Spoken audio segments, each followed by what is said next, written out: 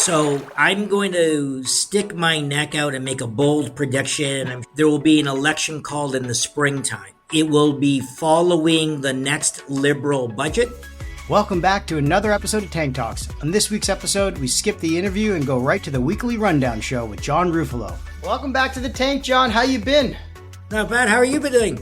I'm good. You've had a busy week, obviously. Conference season is here. We've got the All-In Summit happening in LA. You've got the All-In Summit for some reason called the same thing in Montreal around Canadian AI. I don't know who thought about that. Yeah, and you had the Maverix Private Equity Summit just the other day. And what a hit list of guests you had. You had a rare fireside chat with president and founder of Consolidation Software, Mark Leonard, who was joined by Sean Silkoff, I believe, from the Global Mail to discuss everything around, Mark Leonard's entrepreneurial journey, his story of founding Constellation Software, and how he navigates, economic challenges and economic conditions around just everything around long-term value creation for the company. And that must have been an unbelievable conversation you had with your audience. Mark and I go back. We had to remember when it was. It was back to 1997, 2 years after his formation. And everything that he told me he was going to do, I sort of believed him, and I knew he was going to be successful. But I start off by saying I had no idea he was going to do what he did. And the guy, but it was very, very clear. He is, if not the most talented CEO strategist that I've ever met in my entire career. The mindset to have both growth and value creation, which sometimes go at odds in our world, have obviously worked and set him on a very successful course in life. Yes. As somebody remarked, he's a business scientist, and that's the best way to describe him. So we don't disclose all the details because we like to keep the conversation at a very, very honest, detailed level. The real general theme, and it started off with Anne Applebaum, who is the leading global authority on democracy. And her book, it just came out 2 weeks ago. She's number one book on the New York bestseller list. And she's been a good friend to the firm. But it really is, if you want to be a great entrepreneur in Canada, two things. Number one, you really need to understand the place that Canada has in the world and what needs to be done to really compete effectively. And throughout the conference, it was really understanding that. Number two, and folks had remarked, we had trillions of dollars of capital in that room as well, too. And we had the most successful entrepreneurs in Canada. Being in Canada, we'll never have the most capital. We'll never have all the greatest talent, but what we have is we do have community. And what does drive me nuts is stop talking about, hey, if you have a great company in, Kitchener, Waterloo, and I'm going to beat those guys in Toronto, I kind of shudder. No, folks, this is Team Canada. The one path to win is we need to act like a community in terms of leveraging our resources on a collective basis and competing against the world. And there was nobody better than Andre De Grasse in there talking about, here's a guy who had a hamstring injury that was terrible. And he went through and explained what it was. And his team knew he was down, and he did not want to upset the team. And they all ran their fastest legs. We beat the world because you had four guys who've known each other for 10 years who love each other and knew that they were going to lose because Andre was feeling, was hurt, and they'd get the gold. That is a microcosm of how we need to be in Canada. That's unbelievable. I was going to say you had Andre De Grasse and Michael Landsberg, a very, very famous TV host and anchor, alongside yourself, talking with him about, perseverance and ambition on and off the track, his work as an author and now investor. I guess the question is, how does Andre think about translating that discipline of, the mindset of being a career athlete into his off-track ventures around investing in philanthropy now?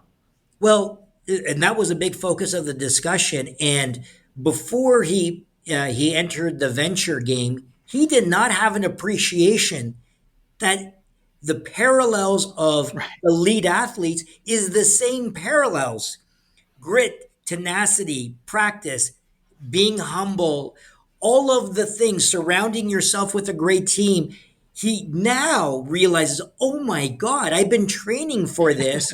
And his best practices are the best practices for entrepreneurship. And the great entrepreneurs who were in that room, they were all saying the same thing. My God, we can borrow from him to learn how to run our businesses more effectively. Yeah, I mean, there's always everyone knows if you've worked in finance or capital markets, like some of the best hires have always been ex-Olympians.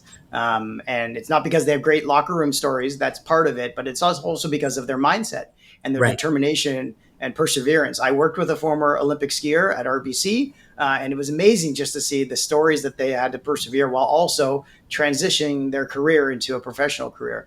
Sticking with Team Canada theme here for a sec, PitchBook came out with their 2024 university rankings, Yes. highlighting the top 100 universities globally based on the number of alumni who have raised venture capital dollars in the past decade. And we'll get into that in a second. But the rankings sort of were divided into three categories. It was the undergraduate programs, the graduate Yep. programs, and then MBA programs. And they Yes. also had a list of like European universities and a list of female founders and things. So they went through a data set of nearly 167,000 VC-backed founders between January 2013 and August 2024. Now, obviously, I think the top three undergraduate universities mentioned are what we would all expect.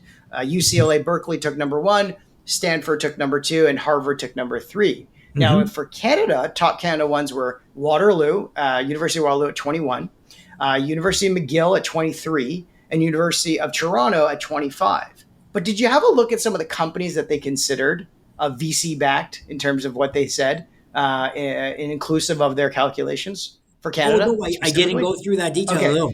so let's talk about this. So for Waterloo, they were pretty realistic. Databricks was one of them, 4.2 billion, having a co-founder from there. Yep. Instacart, we know, co-founder from there, 2.7 billion. Blend, Yep. 1.2 billion, and Clearco, a billion basically. But the McGill one, I had a little bit of a chuckle at. The Oh, McGill one that they included was Reisman of Indigo. They had Indigo inclusive in the McGill calculations, as well as Clearco, Vice Media, Sano Biotech, and Generate Bio. And then for UFT, it was OpenAI, Cohere, Wealthsimple, and Databricks. So the oh. question for you, John, is number one, we were only included with one university on the graduate side, number Yeah. 28 for University of Toronto.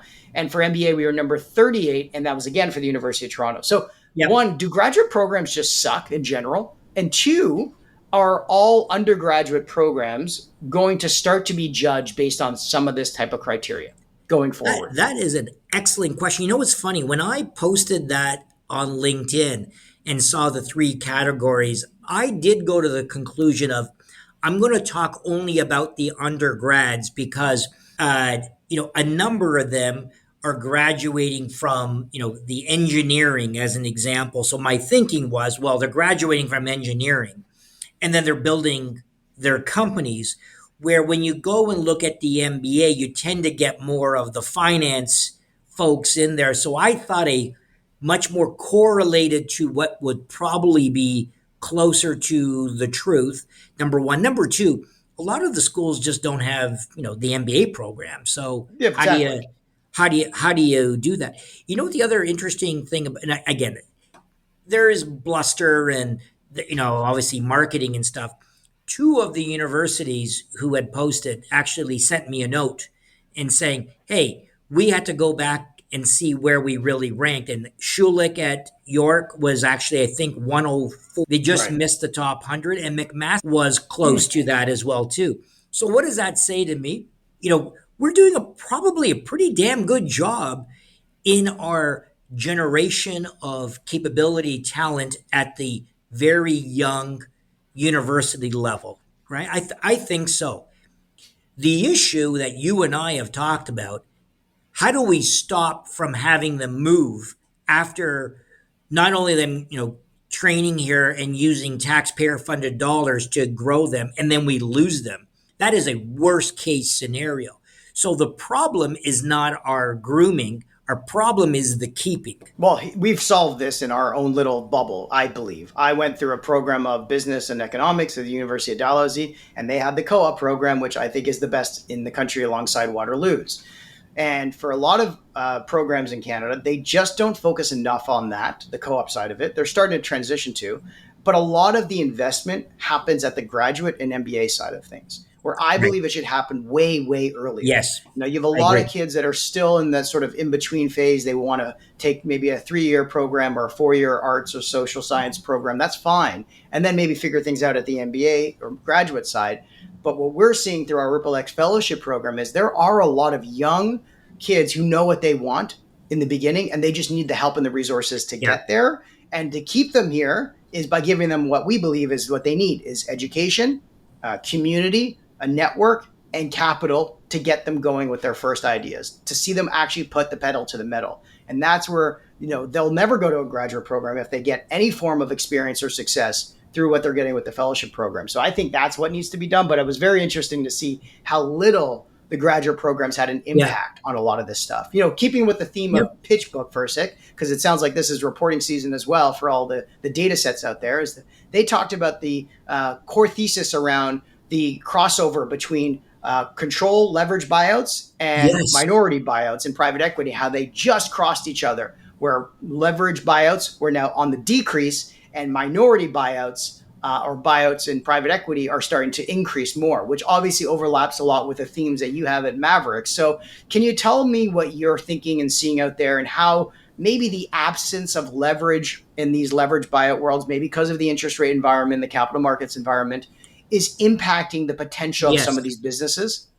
Yeah. So I had actually just posted that as well on LinkedIn. I was actually astonished that there was more growth private equity deals, and that's distinguished from late stage venture deals. So think of this as minority private equity has exceeded for the first time control or buyout private equity. It was the thesis that when I was building Maverix, I was saying that I believe that the two will start to converge over time. I didn't think A, this fast, and B, how much of a difference this past quarter is, but you already nailed the two macro reasons why I was expecting it. Number one is folks not wanting to go into the public markets unless you were very, very large, and that hurdle is becoming even harder and harder, and all the regulatory stuff you have to do. And because there was so much more private capital around, and you could achieve the things that you want to achieve, why go through the headache of being public? Number two, I had a criticism back when I was at OMERS in that zero interest rate environment was hugely successful for so many buyout firms, but it also made them kind of lazy because you didn't have to focus in on value creation or organic growth of the business. Just debt leverage it to the hilt. It was covenant light, and they made oodles of money. And I don't blame it, but you knew that when the market was going to change and interest rates were going to go back, that whole strategy was going to get hit.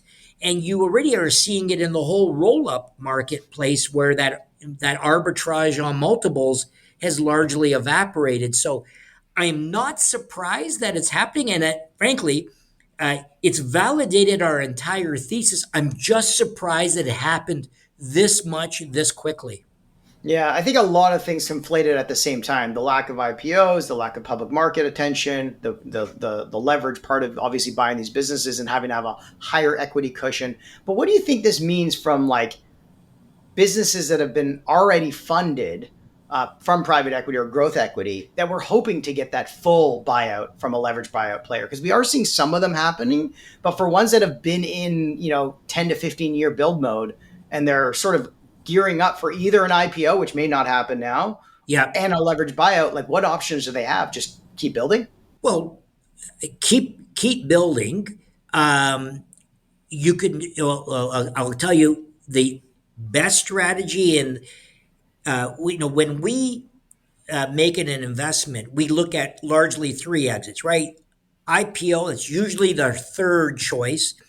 M&A, whether it's strategic or financial, but the best one is, when we're coming in, what we really try to do is by generating significant organic growth. I mean, you can do tuck-in acquisitions, but you know that can be a mug's game as well too. But the growth in our organic top line growth can really drive the EBITDA. And if you can drive the EBITDA and then start to introduce debt, reasonable debt leverage, and recap your way through, Right. get the capital back and extend your hold period for another 5+ years, everyone's happy. That is the ideal scenario to stay in control of the situation. And frankly, that's how you can really have long-term capital.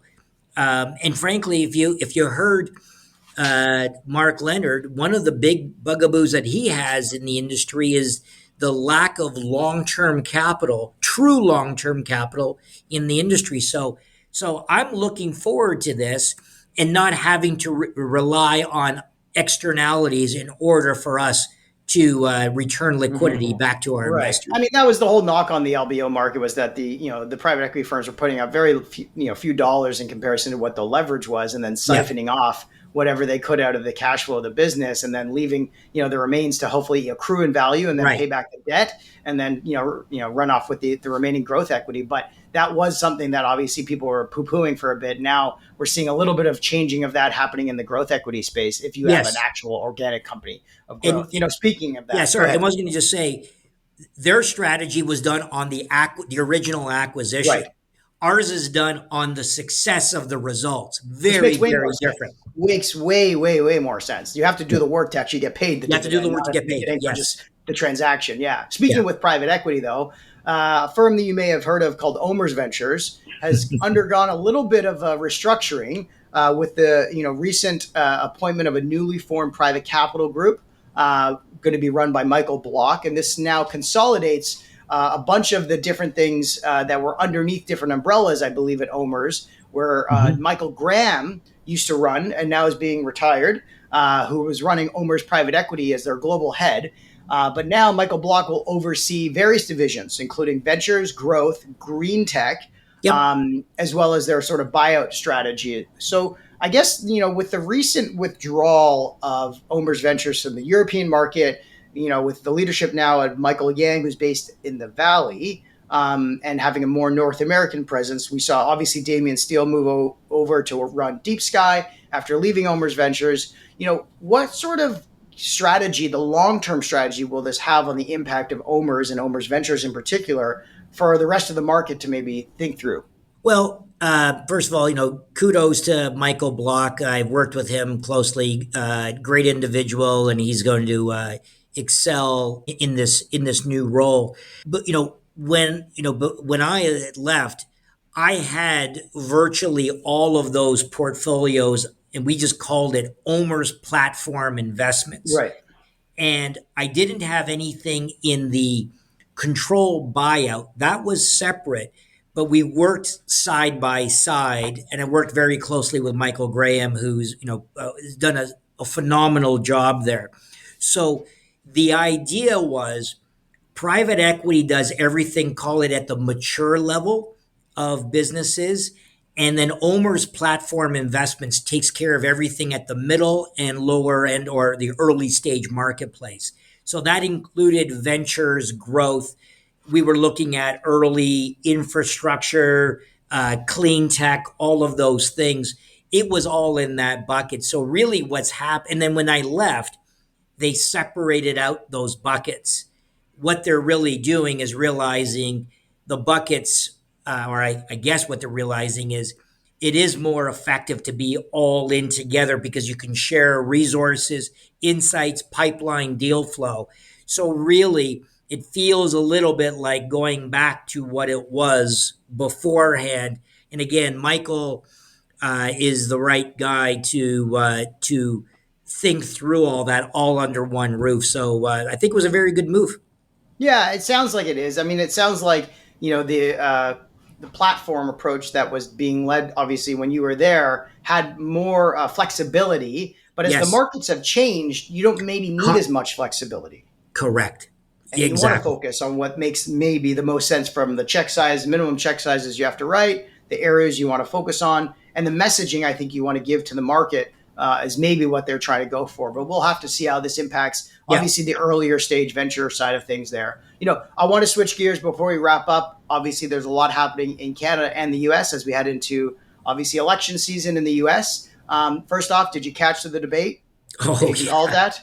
Oh, well, I would view that as entertainment. Yes, actually, not as entertaining as I thought it was going to be. To be honest, I thought it was going to be Actually, more not. It was smoke. way more boring. What I thought Yes. was so interesting is from obviously the commentary was that everyone said Trump took the bait. What I actually thought was interesting is that everyone in the general public took the bait. I thought that the debate was so lopsided, even though he was off hinge a lot of the time, Trump, given that the way he speaks is obviously very degrading and not very, polite like. But I think the funny part was how the questions that were lobbed at Kamala and the responses, the rebuttals that Trump obviously got a lot more of were on the negative side and the pushback side, where she was never really put on the spot to answer anything hard or clarify her policies, which she never had any to answer to. And the media said that he took the bait. I think we took the bait. Yeah. That's an interesting insight. My conclusion of it, and it's fascinating. I try to see. Went on Twitter and just tried to see the viewpoints of folks and guessed in advance which side of the political spectrum they're on. And it was very easy to conclude. Very easy. If you were a Trump supporter, you're still a Trump supporter and you complained of it was 3 against 1. And if you were a Kamala supporter, you said, oh, she hit it out of the ballpark. And the reality is, I don't think this changes anything at all. It's the binary nature of the United States right now. People have made their choices. It's still to the swing states.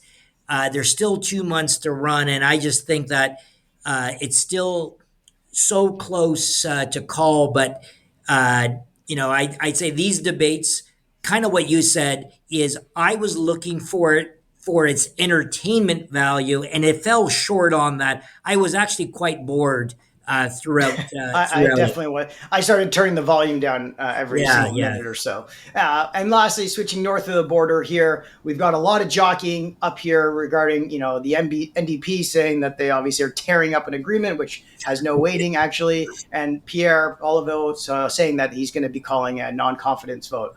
What do you think will happen here? Are we still a year out basically till next October before we actually see a federal election, even though the by-elections now don't really mean anything? What do you think we'll see till the end of the year?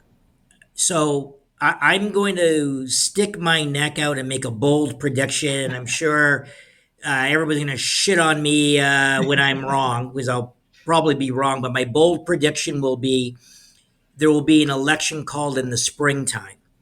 And it will be following the next Liberal budget.